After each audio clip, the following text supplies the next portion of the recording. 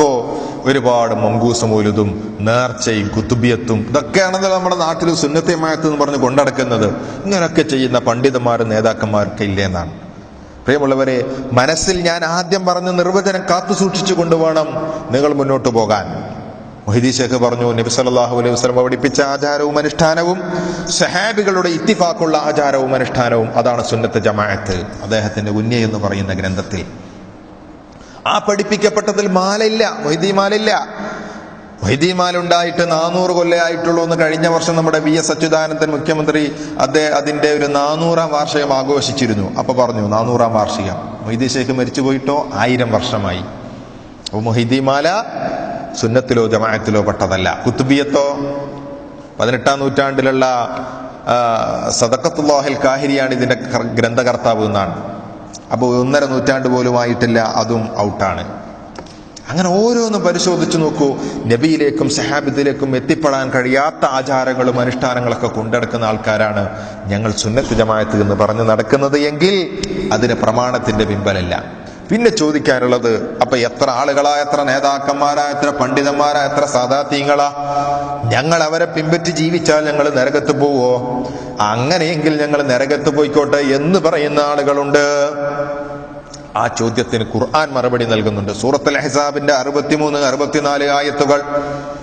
യൗമ തുകല്ലബു വുജൂഹുഹും ഫിന്നാർ, നരകത്തിലെ ആളുകളെ മറിച്ചിടപ്പെടുന്ന സമയത്ത് യഖൂലൂന, അവർ പറയുന്നത്, യാ ലൈതനാ അതഅന അല്ലാഹ വ അതഅന റസൂല, അല്ലാഹുവിനെയും അവന്റെ ദൂതനെയും അനുസരിച്ചിരുന്നെങ്കിൽ എത്ര നന്നായിരുന്നേനെ. എന്നിട്ട് അവര് പറയുന്നത് എന്താ? അള്ളാനെയും റസൂലിനെയും അനുസരിക്കുക എന്ന് പറഞ്ഞാൽ ഖുർആനും സുന്നത്തും അനുസരിക്കുക എന്നാണ്. എന്നിട്ട് അവര് പറയുന്നു, വഖാലു റബ്ബനാ ഇന്നാ അതഅനാ സാദതനാ വകുബറാന, ഞങ്ങളെ നേതാക്കന്മാരെയാണ് പിൻപറ്റി ജീവിച്ചത്. ഫഅളല്ലൂന സബീല, അവര് ഞങ്ങളെ വഴിപിഴപ്പിച്ചല്ലോ തമ്പുരാനേ. അവരൊക്കെ നമ്മളെ നരകത്ത് കൊണ്ടുപോകാൻ ചോദിച്ചിട്ടായിരുന്നു പിൻപറ്റിയത്. പക്ഷെ ഇപ്പോഴാണ് ബോധ്യപ്പെട്ടത് നേർമാർഗത്തിലല്ല എന്ന്. അവിടെ നിന്ന് വിലപിച്ചിട്ട് കാര്യമില്ല. എല്ലാവർക്കും ബുദ്ധിയില്ലേ, ചിന്തയില്ലേ, ആലോചിക്കുവാനുള്ള കഴിവില്ലേ? അത് ഉപയോഗപ്പെടുത്തിയവരാണ് പരലോകത്ത് രക്ഷപ്പെടുന്നവര്. അത് ഉപയോഗിക്കാത്തവർ പരാജയപ്പെട്ടവരാണെന്ന് ഖുർആൻ സൂചിപ്പിച്ചിട്ടുണ്ട്. അതുകൊണ്ട് പ്രിയമുള്ളവരെ, നേതാക്കന്മാർ അപ്പൊ എല്ലാരും പറയുന്നത് ഞങ്ങൾക്ക് എങ്ങനെ പരിശോധിക്കാൻ പറ്റുമെന്ന് ചോദിക്കുന്ന ആൾക്കാരുണ്ട് ഖുർആനും സുന്നത്തും. അപ്പൊ ഞാൻ പറഞ്ഞത് ഖുർആന്, അയാളും പറയുന്നത് ഖുർആന്, മറ്റാളും പറയുന്നത് ഖുർആന്. അപ്പം ഞങ്ങൾ എന്ത് ചെയ്യുമെന്ന് ചോദിക്കുന്ന ആളുകളുണ്ട്. പ്രിയമുള്ളവരെ, യഥാർത്ഥത്തിൽ നോക്കൂ നിങ്ങൾ, ബാക്കിയെല്ലാം പരിശോധിക്കാൻ നമ്മൾ തയ്യാറാണ്. വിസ വന്നാല് ഏത് വിസയാണ്, എന്ത് വിസയാണ്, എത്ര ശമ്പളമാണ്, ഏതാണ് നമുക്ക് നേട്ടമുള്ളത്, താരതമ്യം ചെയ്യാൻ നമ്മൾ ഉഷാറാണ്. എല്ലാം പഠിക്കും. നമ്മൾ ഒരു മൊബൈൽ വാങ്ങുമ്പോൾ നമ്മൾ ഏത് തെരഞ്ഞെടുക്കണമെന്ന് ശ്രദ്ധിക്കും. ഏറ്റവും ചുരുങ്ങിയത് നാട്ടിലുള്ള 10 രൂപയുടെ കർച്ചീഫ് വാങ്ങുമ്പോൾ പോലും, ഒരു തൂവാല വാങ്ങുമ്പോൾ പോലും ഒരുപാട് തെരഞ്ഞു നോക്കുന്ന ആളുകളല്ലേ നമ്മള്.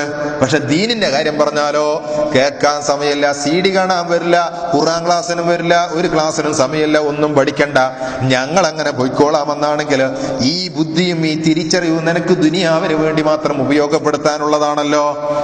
അള്ളാഹുവിനോട് പ്രാർത്ഥിക്കണമെന്നൊരു വിഭാഗം, അള്ളാഹു അല്ലാത്തവരോട് പ്രാർത്ഥിക്കണമെന്ന് മറുവിഭാഗം. അപ്പൊ രണ്ടിനും ഖുർആനോതും എന്ത് ചെയ്യും? ഒന്ന് താരതമ്യം ചെയ്യുന്ന നീ ആരാ പറയുന്നതിന്റെ ഖുർആന്റെ യഥാർത്ഥ അർത്ഥത്തിൽ നിലകൊള്ളുന്നവര്? ഇയ്യാക നഅ്ബുദു വ ഇയ്യാക നസ്തഈൻ എന്ന ആയത്തിന് അള്ളാഹുവിനോട് മാത്രം പ്രാർത്ഥിക്കാൻ പാടുള്ളൂവെന്ന് നമ്മൾ മാത്രമല്ല പറഞ്ഞിട്ടുള്ളത്. കോഴിക്കോട് വലിയ ഖാദി ഇമ്പിച്ചിക്കോയ തങ്ങൾ അദ്ദേഹത്തിന്റെ ഖുർആൻ പരിഭാഷയിൽ എഴുതി വെച്ചു, നമ്മെ സൃഷ്ടിക്കുകയും പരിപാലിക്കുകയും മറ്റും ചെയ്യുന്നത് ഏകനായ അള്ളാഹുവാണ്. ഈ കാര്യങ്ങളിലൊന്നും മറ്റാർക്കും യാതൊരു പങ്കുമില്ല. അതിനാൽ അവനെ മാത്രമേ ആരാധിക്കാൻ പാടുള്ളൂ, അവനോട് മാത്രമേ പ്രാർത്ഥിക്കാനും പാടുള്ളൂ. ഇങ്ങനെ ഒരുപാട് ആയത്തുകൾ ചേർത്തി വെച്ച് ഒന്ന് പരിശോധിക്കുക. എന്നിട്ടോ അല്ലാത്തവരോട് പ്രാർത്ഥിക്കാൻ പറയുന്നവർ പറയുന്ന ആയത്തെടുത്ത് പരിശോധിക്കുക. വലൗ അന്നഹും ഇദ്ലമു അൻഫുസഹും എന്ന് തുടങ്ങുന്ന ആയത്ത്, അതേ പ്രകാരം തന്നെ കുൽ ഇന്നമാ വലിയുക്കുമുല്ലാഹു റസൂലുഹു എന്നുള്ള ആയത്ത് സൂറത്തുൽ നിസാഇന്റെ നേരത്തെ പറഞ്ഞ ആയത്തും സൂറത്തുൽ മാഇദയിലുള്ള ഇപ്പറഞ്ഞ ആയത്തും, അങ്ങനെ ഏതേത് ആയത്തുകൾ ഉന്നയിക്കപ്പെടുന്നുണ്ടെങ്കിലും അതൊന്ന് പരിശോധിക്കുക. എന്നിട്ടൊന്ന് പരിശോധിക്കുക, ഇത് നബി സല്ലല്ലാഹു അലൈഹി വസല്ലം ഈ ആയത്തിന് എന്ത് പറഞ്ഞു, സഹാബികൾ അങ്ങനെ മനസ്സിലാക്കി, മുഫസ്സിരീകൾ എന്ത് പറഞ്ഞു, അങ്ങനെ ഒന്ന് താരതമ്യം ചെയ്യാം. മൗലവിമാരും മുസ്ലിയാമാരും CD-കളും സംവാദങ്ങളും കാസറ്റുകളും ചർച്ചകളും ക്ലാസുകളും കുത്തുബകളും പള്ളികളും ഇഷ്ടം പോലുണ്ട്. ഒരു താരതമ്യ പഠനത്തിന് മുന്നിട്ടിറങ്ങിയാൽ തീർച്ചയായിട്ടും നമുക്ക് ബോധ്യപ്പെടും. ഞാനൊക്കെ ആ രൂപത്തിൽ ഒരു പഠനം നടത്തിയത് കൊണ്ട് മാത്രമാണ് ഇത്തരം വേദികളിൽ പ്രത്യക്ഷപ്പെട്ടത്. കാസർഗോഡ് ജില്ലയിലെ മഞ്ചേശ്വരത്ത് സമസ്തയുടെ മദ്രസയിൽ ജോലി ചെയ്യുന്ന സന്ദർഭത്തിൽ റജബ് 27 നോമ്പെടുക്കുന്നതിന് തെളിവുണ്ടോ ഉസ്താദ് എന്ന് പറഞ്ഞ് ചോദിച്ചു വന്നു.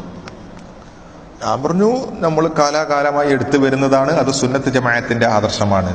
എന്നാലും ഉസ്താദെ, നബി ചെയ്തിട്ടുണ്ടാവുമല്ലോ, അപ്പൊ അങ്ങനെ ഒരു ഹദീസ് പറഞ്ഞു തരുമെന്ന് ചോദിച്ചു. അപ്പോൾ അത്ര വലിയ അറിവൊന്നുമില്ലാതിരുന്ന ആ കാലഘട്ടത്തിൽ ഞാൻ നെല്ലിക്കുന്നിലൊരു കോളേജുണ്ട്, അവിടെ ഒരുപാട് ഉസ്താദുമാരൊക്കെ ഉണ്ട്. അവിടെ പോയി ഉസ്താദിനോട് ചോദിച്ചു, അല്ല ഉസ്താദെ, ഇപ്പോൾ ഞാൻ മദ്രസയിൽ നിൽക്കുമ്പോൾ ഇങ്ങനെ ആൾക്കാരിങ്ങനെ ചോദിച്ചു, റജബ് 25 നോമ്പെടുക്കാൻ വല്ല തെളിവുണ്ടോ എന്ന്.